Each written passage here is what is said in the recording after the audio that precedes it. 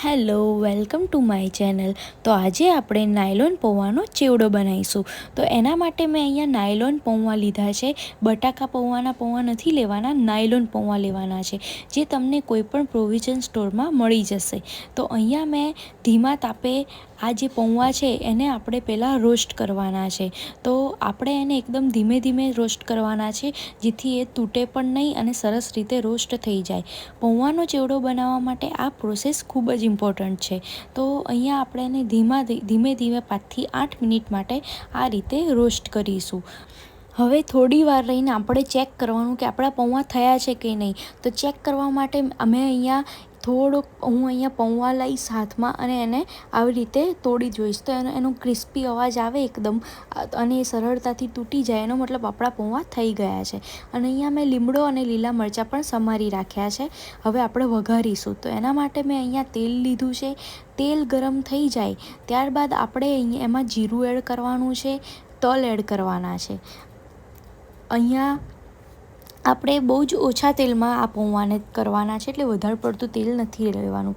અને ત્યારબાદ આપણે આની અંદર લીલા મરચાં અને લીમડો પણ એડ કરી દીધા છે, અને એને સરસ રીતે આપણે મિક્સ કરી દઈશું. અને અહીંયા મેં સિંગદાણા અને કોપરું પણ એડ કર્યું છે. તમે આ પૌવાના ચેવડામાં કાજુ અને દાળિયા પણ એડ કરી શકો છો, પણ મેં આમાં એડ નથી કર્યા. જો તમારે કરવા હોય તો તમે એ પણ કરી શકો છો. હવે આપણે આ સરસ રીતે બધું મિક્સ થવા દઈશું.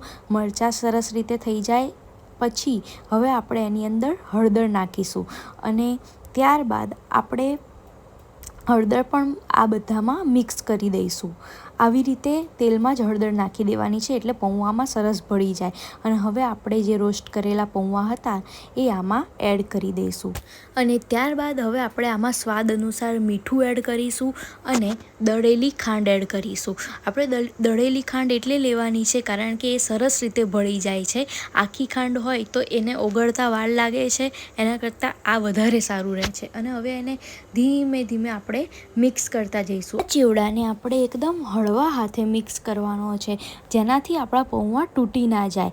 અને તમે જુઓ છો, આપણે જેમ જેમ એને મિક્સ કરતા જઈએ છીએ એમ એનો સરસ યલો કલર પણ થતો જાય છે.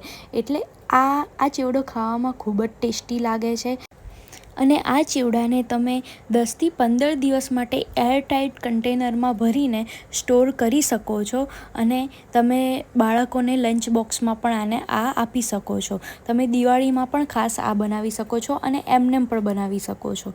તો આ ચેવડો કેવો લાગ્યો એ મને કમેન્ટ સેક્શનમાં ખાસ કહેજો. અને આવી જ નવી નવી રેસીપી જોવા માટે મારી ચેનલ પર બન્યા રહો. મારી ચેનલને લાઈક કરો, શેર કરો અને સબસ્ક્રાઈબ કરો, અને ખાસ બેલ આઇકન દબાવવાનું ના ભૂલતા.